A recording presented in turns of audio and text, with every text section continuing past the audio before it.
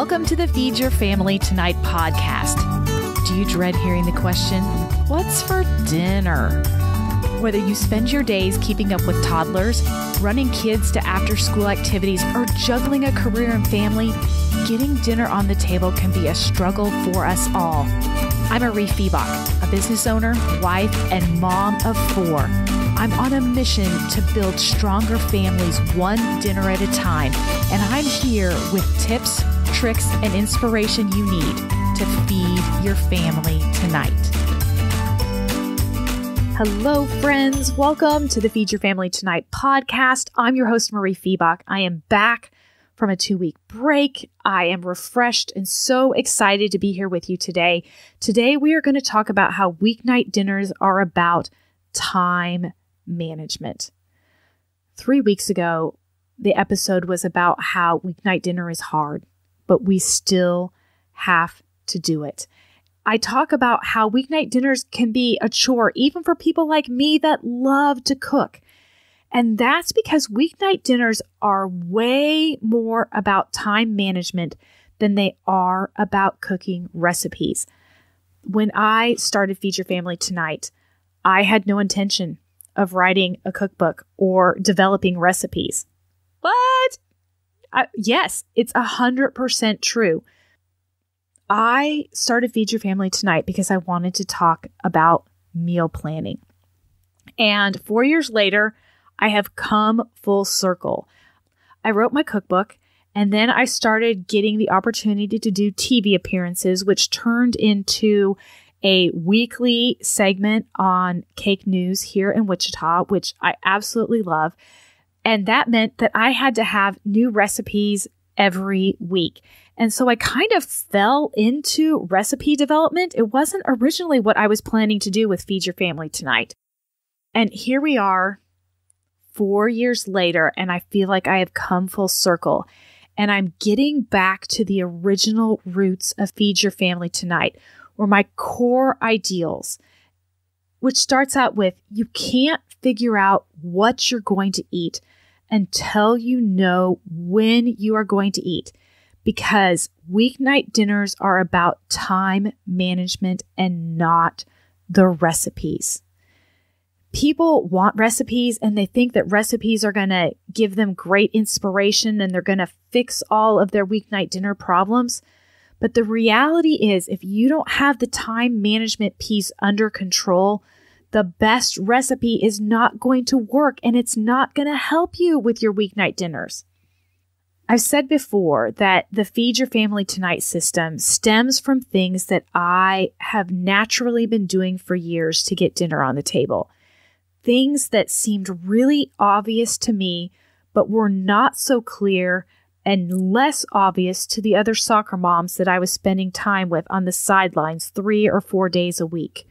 I started looking at how I was getting dinner on the table, what was I doing, and I started breaking it down into steps. And that's where the 3-part Feed Your Family Tonight system came from.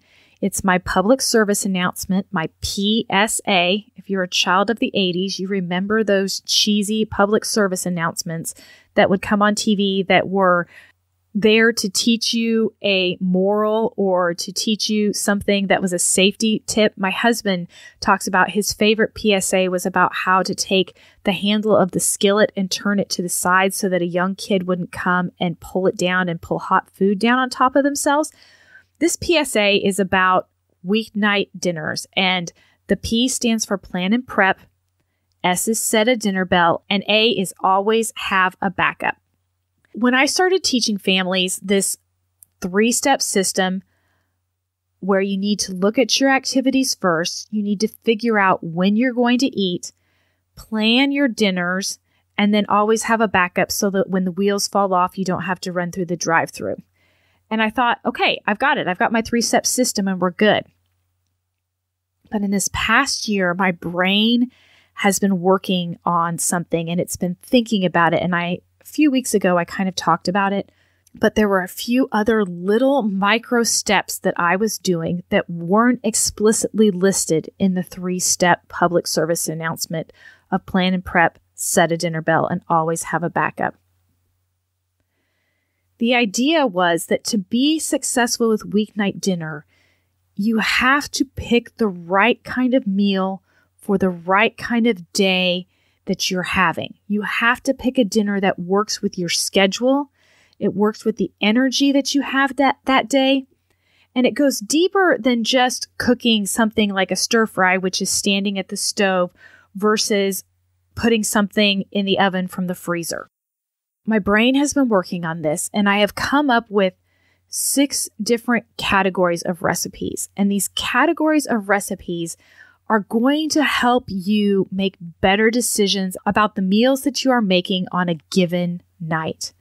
When you start thinking about your recipes or the foods that you feed your family in these different 6 categories, it's going to help you with time management.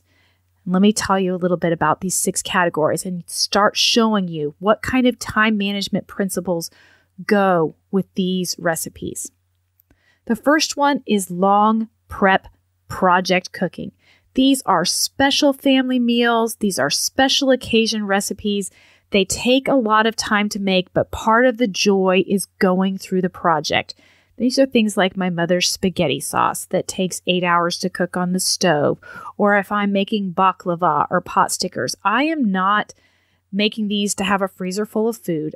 I am not making them because they are fast and easy. I am making them because they are nostalgic foods that take a lot of time and a lot of care. These are not weeknight dinners.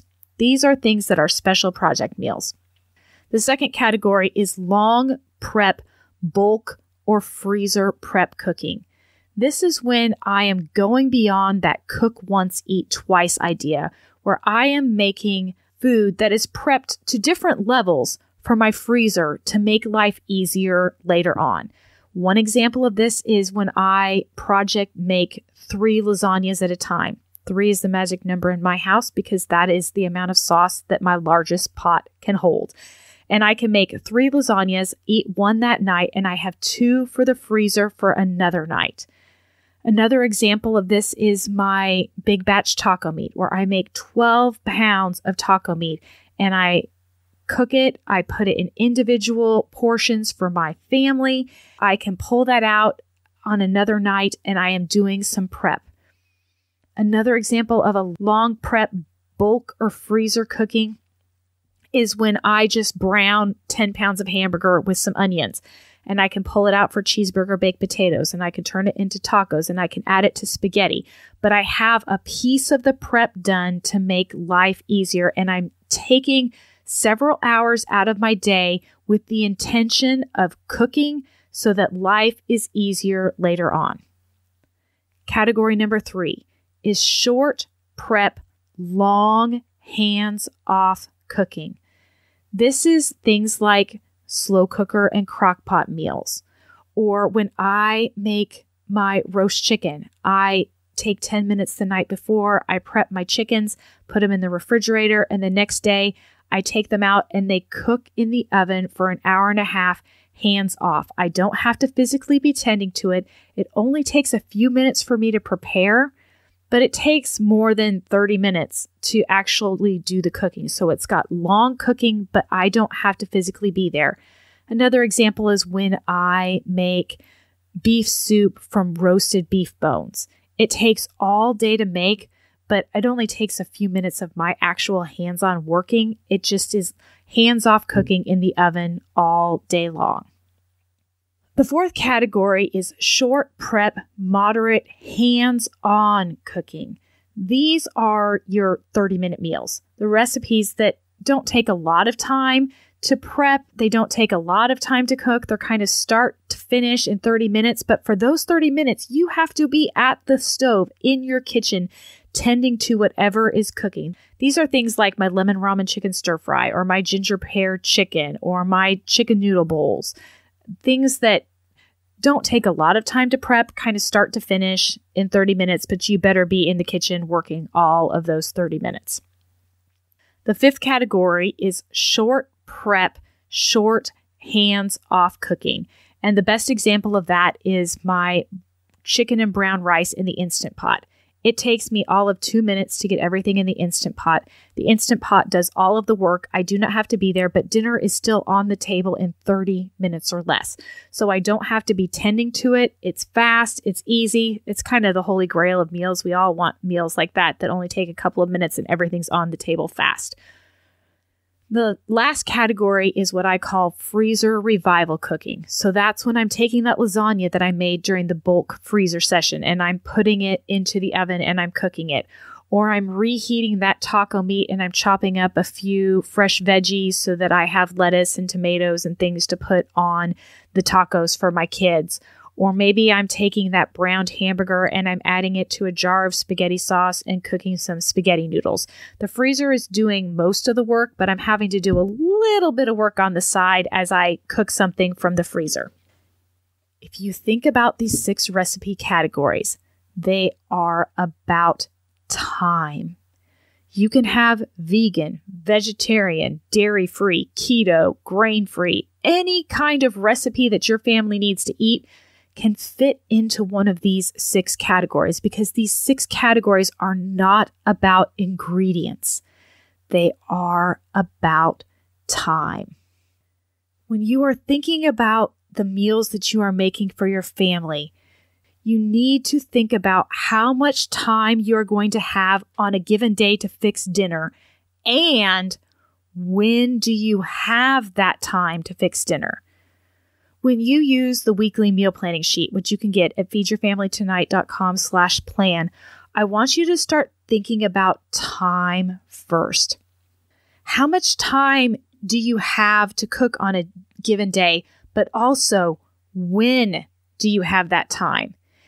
If you work full-time outside of the home, you can't do meat that takes 4 hours to cook in the slow cooker because you're not home at 1:30 in the afternoon when you need to take that slow cooker liner out of the refrigerator and turn it on.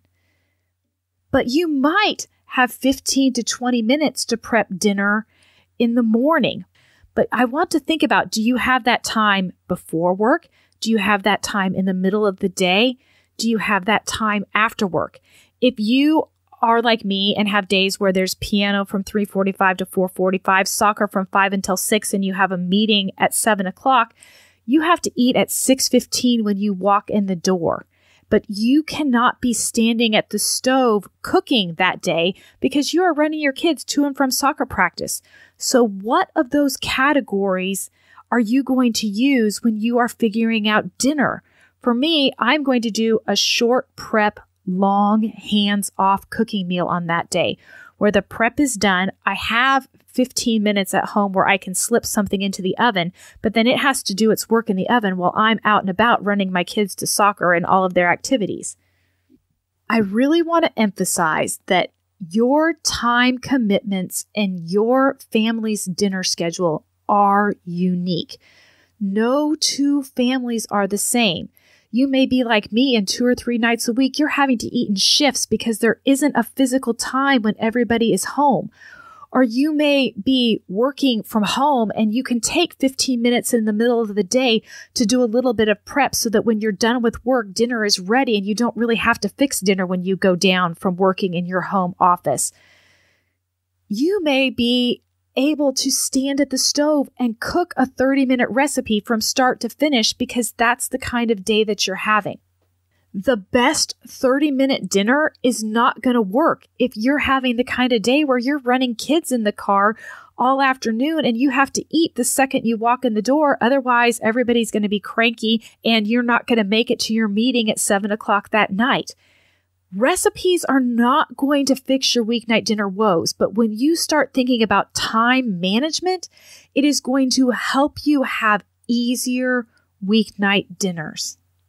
In order for this to work, you have to be honest with yourself about your time. When do you have time to cook? Because you ideally may want to be standing at the stove for 30 minutes for dinner, but the reality is that's not what your family is like in this season. And that doesn't mean that that season won't change, and that doesn't mean you can't do a special project meal on a Saturday or a Sunday just for the love of cooking. But when you are looking at day in, day out weeknight dinners, you've got to start thinking about your time. You've got to start thinking about the kinds of foods that you can make with the kind of time that you have. The first key to weeknight dinner success is to start thinking more about your time. I'm going to dig into this more in future podcasts, but I'm going to leave it here for now so that your brain can start twirling on this idea. I want you to start thinking about those 6 different categories of recipes, and I want you to start thinking about what kinds of recipes that you have. In the months ahead, you're going to be hearing more about some of the exciting things that are happening at Feed Your Family Tonight. Some of them are based around this idea of the different categories of recipes and how they relate to your time. For now, friends, I cannot wait to connect with you in the Feed Your Family Tonight Facebook group. Hop over there and tell me about when you fix dinner. Are you one of those people that has more time the day before and you can do a little bit of prep? Are you a person who likes to do big bulk freezer prep sessions? Maybe you're a combination of all of those. I can't wait to hear what you think about time and the kinds of meals that you are making. For now, friends, you've got this. Take care.